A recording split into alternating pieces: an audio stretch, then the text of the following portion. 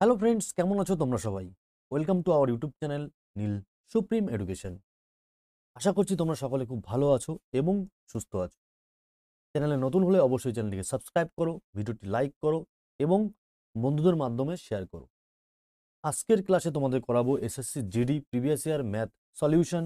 এর আগেও কিন্তু তোমাদের সিরিজ আগের থেকেই তোমাদের কিন্তু সিরিজ চলছে এসএসসি জিডি প্রিভিয়াস ইয়ারের ম্যাথ, কিন্তু আমি তোমাদের সলভ করাই এবং বেস্ট মেথডে এবং সব থেকে সহজ উপায়ে কিন্তু আমি তোমাদের সলভ করাই। ওকে, যদি ক্লাসটার পিডিএফ তোমরা নিতে চাও তাহলে ডেসক্রিপশন বক্সে তোমরা টেলিগ্রামের লিঙ্ক পাবে। ওখান থেকে তোমরা টেলিগ্রাম চ্যানেলে জয়েন হয়ে যাও। তোমরা ওখানে লিঙ্ক তোমরা পেয়ে যাবে, কিন্তু আমার এই ভিডিওটির পিডিএফ তোমরা কিন্তু পেয়ে যাবে সম্পূর্ণ টেলিগ্রাম চ্যানেলে একদম বিনামূল্যে। ওকে, তো চলো বেশি লেট না করে আজকের ক্লাসটা শুরু করা যাক। ফার্স্ট কোশ্চেনটা আমরা দেখো অ্যাভারেজ থেকে নিয়েছি মানে ফার্স্ট কোশ্চেনটা অ্যাভারেজ থেকে এসছে। দেখো কোশ্চেনটা কিন্তু খুব ইম্পর্টেন্ট কোশ্চেন সকলের জন্য বলবো।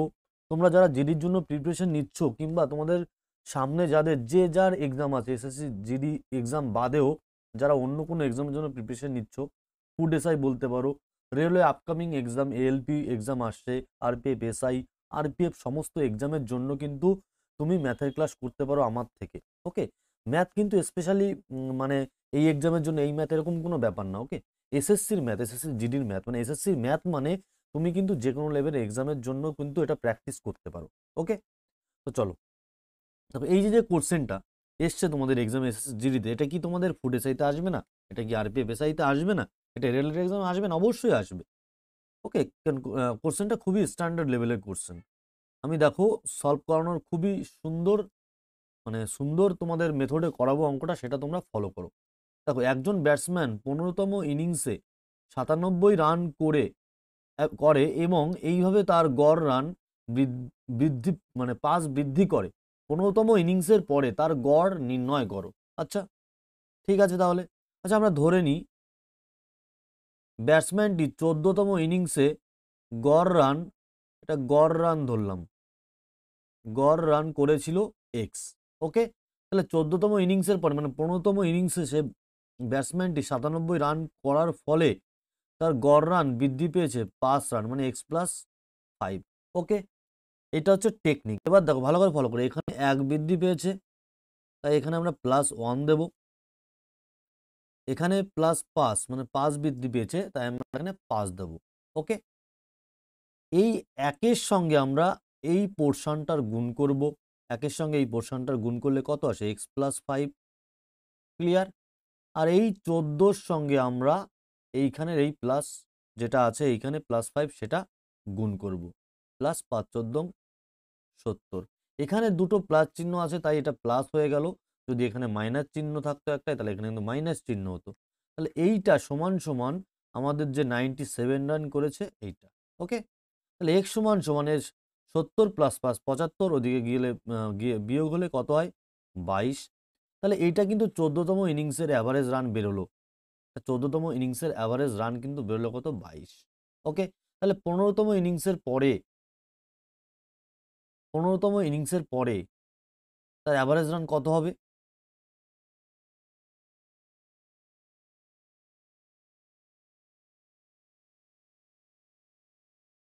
কত হবে তাহলে?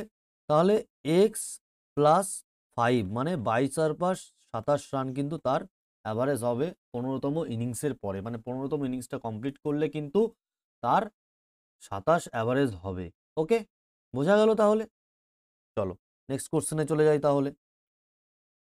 এক দশকে একটি শহরের জনসংখ্যা এত থেকে এততে বৃদ্ধি পেয়েছে, বার্ষিক জনসংখ্যার শতকরা হার কত হবে? ওকে, তাহলে বেড়ে বেড়ে কত হয়েছে? 2 লাখ হয়েছে। কত থেকে? 1,45,000 থেকে তাহলে আমরা বিয়োগ করব কত বৃদ্ধি পেয়েছে। 0,0,0,5,5 55,000 বৃদ্ধি পেয়েছে। আচ্ছা, 55,000 বৃদ্ধি পেয়েছে কততে? 55,000 বৃদ্ধি পেয়েছে কিন্তু 14,000, মানে 1,45,000-এ কিন্তু বৃদ্ধি পেয়েছে 55,000। তাহলে 100 কত? 3টে শূন্য কাটো, 3টে শূন্য কাটলাম। এবার কাটাকাটি করব। দেখো 5 11 55, 5 দুগুনি 10, 5 নং 45।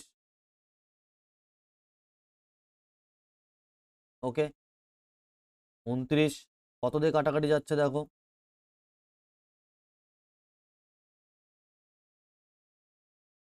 5 নং 45-এর 5 থাকছে 4, 5 10 হাজার, 5 দিলে বেশি হয়ে যাচ্ছে, 4 দিলেও বেশি হবে, তাহলে 3 দিয়ে দেখি, 3 নং 27-এর 7 থাকছে 2, 3 দুগুনি 6 আর 2 8, 87। তাহলে 3 একটা অপশানেই আছে, তাহলে এই অপশানটা কিন্তু রাইট অ্যান্সার হবে। ওকে, এ ঘন্টায় 7টি চেয়ার রং করতে পারে এবং বি 1 ঘন্টায় 4টি চেয়ার রং করতে পারে। ওকে, এ ঘন্টায় কটা রং করে? 7টি। আর বি ঘন্টায় 4টি রং করতে পারে। একসাথে কাজ করে 55টি চেয়ার রং করতে তাদের কত সময় লাগবে? একটা জিনিস মনে রাখো, এটা কিন্তু তাদের টাইম রেশিও। আমরা মনে রাখো এই যে এ বাই বি, এটা হচ্ছে এদের সময় রেশিও। টাইম রেশিওকে আমরা উল্টে দিলে আমরা পেয়ে যাই কিন্তু এফিসিয়েন্সি রেশিও। ওকে, তাহলে আমরা এদের এফিসিয়েন্সি কত পেলাম? 7 আর 4 11 এদের ক্ষমতা। টোটাল ওয়ার্ক কত আছে? 55। দেখো 55টি চেয়ার রং করতে কতদিন লাগবে? তাহলে 5 11 55 ঘন্টা, 5 ঘন্টা টাইম লাগবে। ওকে, ক্লিয়ারলি বুঝতে পারলে? চলো নেক্সট কোশ্চেনে চলে যাই। নির্দিষ্ট সময়ে 1875 টাকার মূলধন বার্ষিক 4% হারে বেড়ে এত টাকা হয়, যদি সুদ বার্ষিকভাবে চক্রবৃদ্ধি হয় তাহলে সময়কাল কত? দেখো, আমরা সময় বের করার জন্য কিন্তু কোনো রকম কোনো পার্সেন্টেজের ইউজ করব না। তাহলে আমরা কীভাবে সময় বের করব?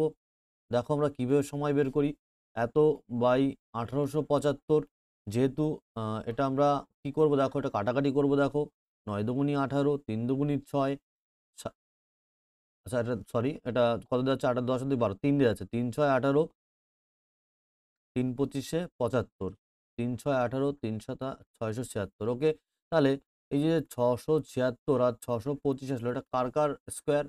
এটা 26-এর স্কোয়ার, এটা 25-এর স্কোয়ার। তার মানে এইটাকে আমরা যদি আন্ডার স্কোয়ার রুট লিখি তাহলে আমরা কি পাই? 26/25 পাই, তাই তো? তাহলে আমরা 2 বছর টাইম আমরা বের করলাম, 2 বছর টাইম। ওকে, তাহলে আমরা নেক্সট কোশ্চেনে চলে যাই।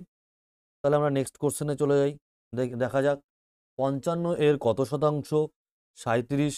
এটা একদমই সহজ কোশ্চেন। 55 এর কত শতাংশ 37? কীভাবে করবো দেখো, 37/55 ইন্টু 100। এবার আমরা কাটাকাটি করি, 5 11 55, 5 20 100, 37 দিন কত? 74। ওকে, 11 দিয়ে কাটাকাটি করবো, 6 11 66, 7 11 77, 77 কোনটায় আছে? অপশানে। ক্লিয়ার, নেক্সট কোশ্চেনে চলে যাই।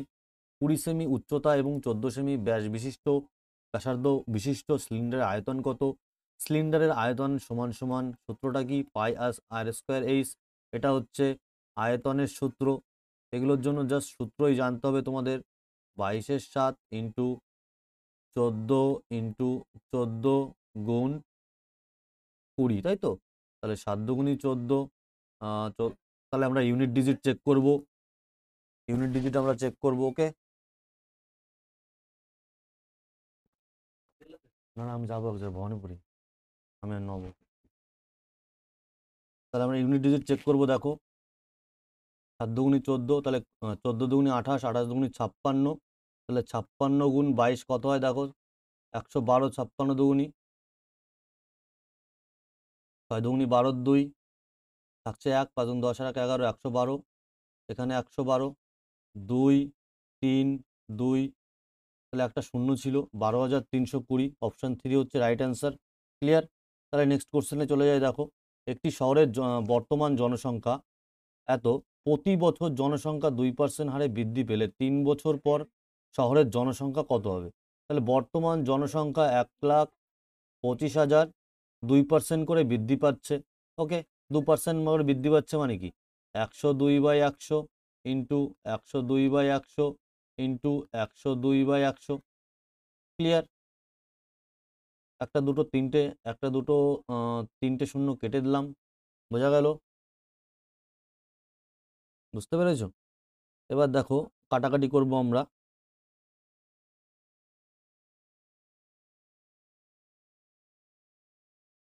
5 দুগুনি 10, সরি হ্যাঁ, 5 দুগুণে 10, 5 দিয়ে কাটলাম, 5 পঁচিশে 125, 5 দিয়ে 4 পঁচিশে 100, ঠিক আছে।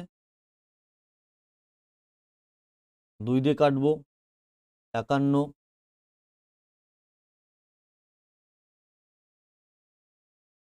2 দিয়ে কাটলাম 51, এটাও আসলো 51, ক্লিয়ার। তাহলে 51 স্কোয়ার করলে কত হয়, 51 কিউব করলে কত হয় দেখো, 51 এর কিউব করলে কত হয় দেখো,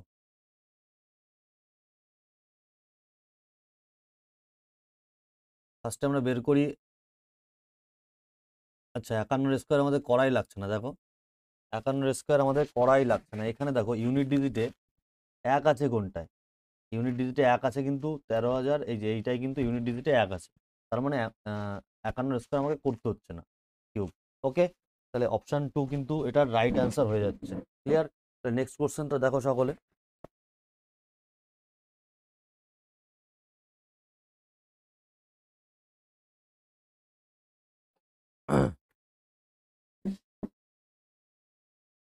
নেক্সট কোশ্চেনটা দেখো, একটি ওয়াশিং মেশিনের ধার্য মূল্য এত টাকা ও দোকানদার সেটিকে এত টাকায় বিক্রি করলে দোকানদারের শতকরা কত পার্সেন্ট ছাড় দিয়েছে।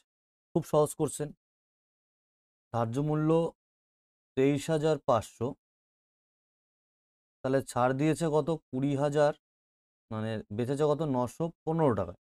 তাহলে ডিসকাউন্ট দিয়েছে কত দেখো, 5, 8, হাতে থাকছে 1, 10,000 15, 5 থাকছে 1, 2, তাহলে 2, 5, 8, 5 এত টাকা ডিসকাউন্ট দিয়েছে কততে, 23,500 টাকায়, ইন্টু 100-এ কত, 0 0 কেটে দাও, এবার কাটাকাটি করো দেখো, একবারে কাটো, 235 একে 235, তাহলে থাকছে কত এখানে, 235 ক্যারি কত থাকছে দেখো, 258, আর এখানে একবারে তুমি কেটে দিচ্ছ 235, 3, 2, 23 থাকছে, 5 বসা, আবার 1, তাহলে 11% কিন্তু রাইট অ্যান্সার। নেক্সট কোশ্চেনে চলে যাই। একজন ডিলার তার পণ্য 16% লোকসানে বিক্রি করার দাবি করেন, কিন্তু তিনি 1 কেজি ওজনের পরিবর্তে 750 গ্রাম তোলেন, এখন তার মোট লাভের শতাংশ কত। এই কোশ্চেন আমি তোমাদের করিয়েছি প্রফিট অ্যান্ড লসের ক্লাসে, যারা দেখোনি তারা অবশ্যই ডেসক্রিপশন বক্সে লিঙ্ক পেয়ে যাবে, ওখান থেকে গিয়ে দেখে নিও। ওকে, তাহলে দেখো আমরা 1000 গ্রাম লিখলাম, 1000 গ্রামের দাম 1000 টাকা লিখলাম। ওকে, 1000 গ্রামের জায়গায় দিচ্ছে কত, 750, আর এদিকে বিক্রি করছে কত, 16% লোকসানে, মানে 840 টাকায়।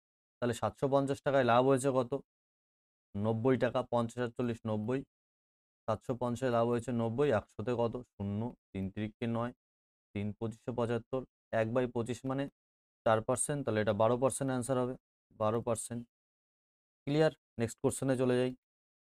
32 এবং 40-এর লসাগু এক্স এর বর্গের থেকে 9 কম করলে যে মান হয় তার সমান, এক্স এর ধনাত্মক মান নির্ণয় করো। আচ্ছা, 32 আর 40-এর লসাগু কত, এটাকে আমরা লিখতে পারি 4 গুণ 8, এটাকে লিখতে পারি 5 গুণ 8, কারণ দুটোর মধ্যে 8 8 কমন আছে, তাই তো। তার মানে আমরা লসাগুতে আমরা সব কিছু নিই, তাহলে 8 নেব, 5 নেব আর 4 নেব, তাহলে 5 8 40, 160 হচ্ছে লসাগু। ওকে, বলেছে লসাগু এক্স এর বর্গের থেকে 9 কম, তাহলে 9 কম, তাহলে এটা কত, 169, তাহলে এটা কতর স্কোয়ার, 13-র স্কোয়ার, তাহলে অপশানে কোনটা আছে, 13-র স্কোয়ার অপশান 4-এ আছে, বুঝতে পেরেছো তো। এই যে যেটা আমরা লসাগু আসলো, বলছে এটা এই এক্স এর বর্গের থেকে 9 কম, এক্স এর মানটাই তোমাকে বের করতে হবে। তাহলে এক্স এর বর্গ বলতে 13-র স্কোয়ার করলে 169, 169 থেকে 9 বাদ দিলেই তো 160 হয়। একজন লোক 135 একটি খেলনা গাড়ি কিনে 150 টাকায় বিক্রি করলে শতকরা লাভ কত, তাহলে কত, 15 টাকা লাভ হচ্ছে 135 টাকায়, 100 টাকায় কত, 7 15 105, সরি 9 15 135, তাহলে 1/1-9 মানে কত, 11/1-9%, এগুলো তোমাদের মুখস্থ করতে হবে। একটি শঙ্কু বক্র পৃষ্ঠতলের ক্ষেত্রফল এত বর্গ সেমি এবং এর ব্যাস এত সেমি, এর তির্যক উচ্চতা কত। শঙ্কুর তির্যক উচ্চতার সূত্র হচ্ছে পাই আর এল, তার মানে পাই আর এল সমান সমান 4455। ওকে, পায়ের মান 22-এর 7 ইন্টু 105 হচ্ছে ব্যাস, তাহলে ব্যাসার্ধ হবে 105/2 পাই আর এল, তাই তো, সমান সমান 4455, ক্লিয়ার। এবার আমরা কাটাকাটি করি, 11 দুগুনি 22, 4 11 44, 5 11 55। ওকে,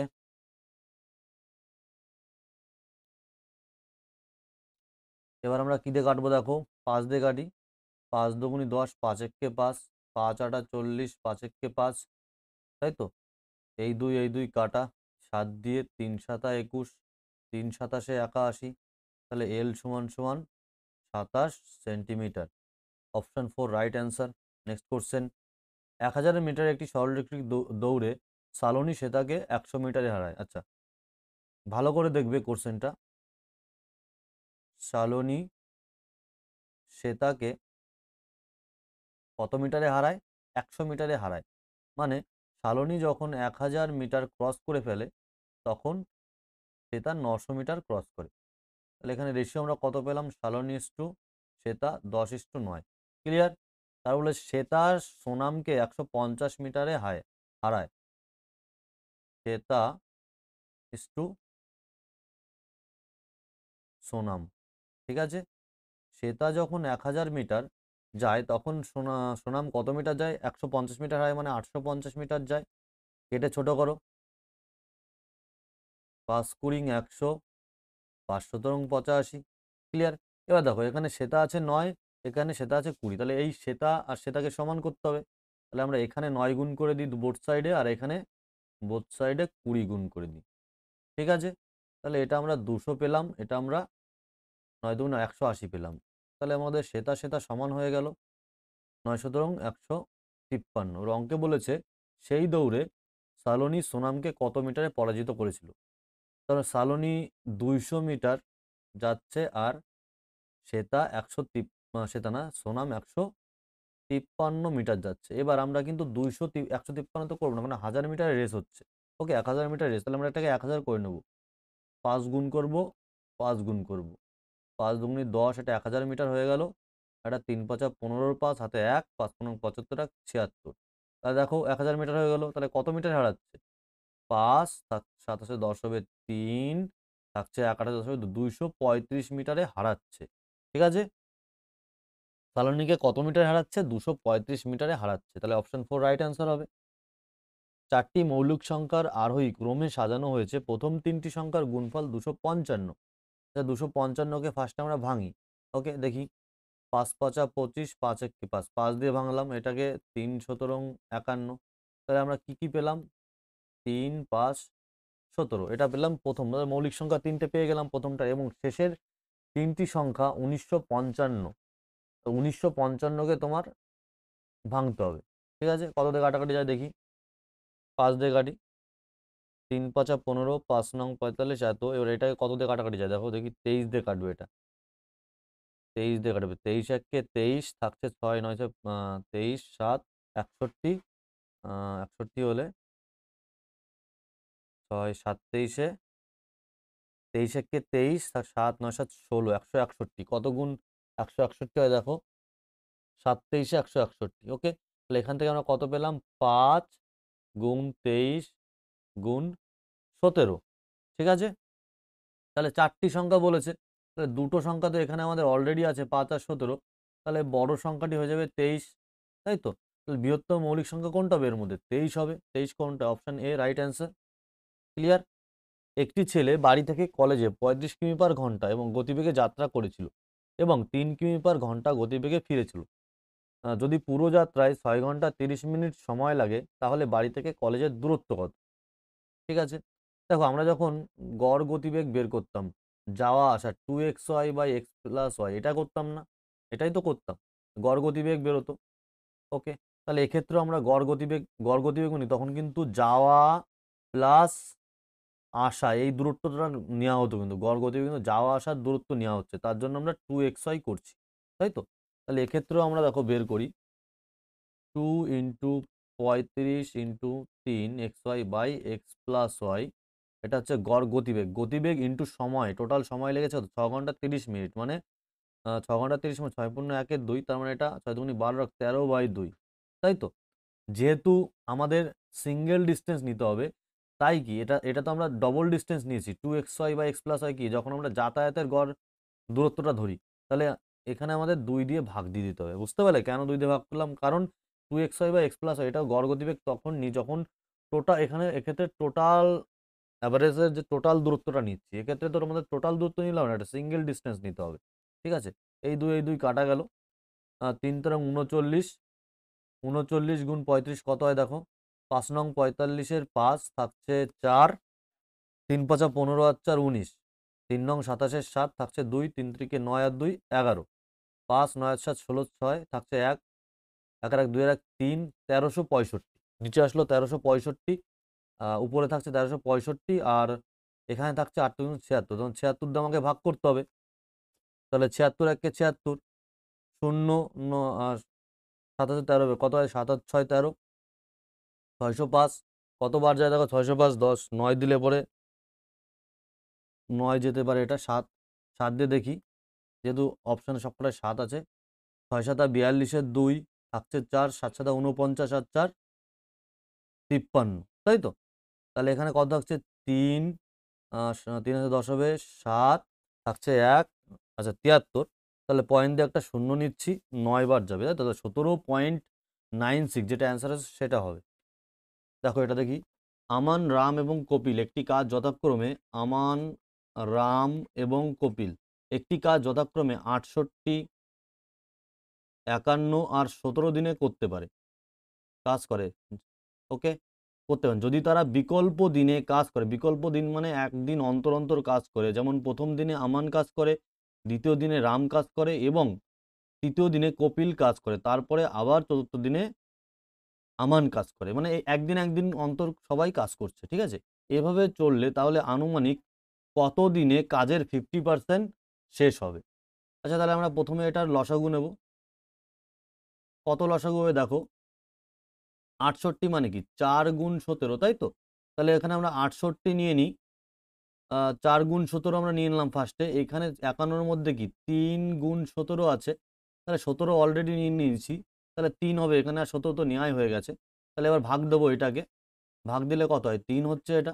৫১ দিয়ে ভাগ দেবো, ৪ ১৭ ৬৮, ১৭ দিয়ে ভাগ দেবো, ১৭ দিয়ে ভাগ দিলে কত? ৪ ৩ ৪ ১২ হচ্ছে এটা। ১২ তো? দেখো ৪ ৩ ৪ ১২ হচ্ছে। ওকে, ঠিক আছে। তাহলে প্রথম দিনে অশোক কাজ করছে ৩, দ্বিতীয় দিনে ঋষি কাজ করছে ৪, এ কাজ করছে ১২। ঠিক আছে, তাহলে কত কাজ হলো দেখো? একদিন ৩ দিনে কত কাজ করছে? ৩ দিনে ওদের কাজ হচ্ছে টোটাল ১২ আর ৪ ১৬, ১৬ আর ৩ ১৯, তাই তো? ৩ দিনে কিন্তু ১৯ কাজ হচ্ছে। তাহলে মোট কাজ কত? ৬৮ ইন্টু ৩, মোট কাজের 50% কাজ কত দিনে করবে? 50% মানে 1/2, তাই তো? তার মানে ৩ দুগুণি ৬, ৪ দুগুণি ৮, ৩ ৪ ১২, ২ হাতে ১, ৩ ৩কে ৯ আর ১ ১০।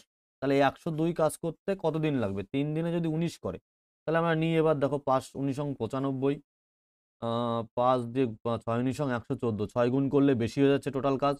তাহলে ৫ ১৯ অং ৯৫ কাজ এখানে পেলাম, আর এখানেও ৫ গুণ করব, ১৫ দিন পেলাম, তাই তো? এবার তাহলে দেখো ৯৫ পেলাম, তাহলে আমাদের এক একটা সার্কেল ৩ দিনের সার্কেল। লাস্টের দিনটা কে কাজ করছে? কে মানে কে? কপিল কাজ করছে, তারপরে আবার ঘুরে আমান কাজ করবে পরের দিন। তাহলে পরের দিনে আমান কাজ করছে ৩, তাহলে ৯৫ আর ৩ কত হচ্ছে? ৯৮। তার পরের দিনে আবার কে কাজ করছে?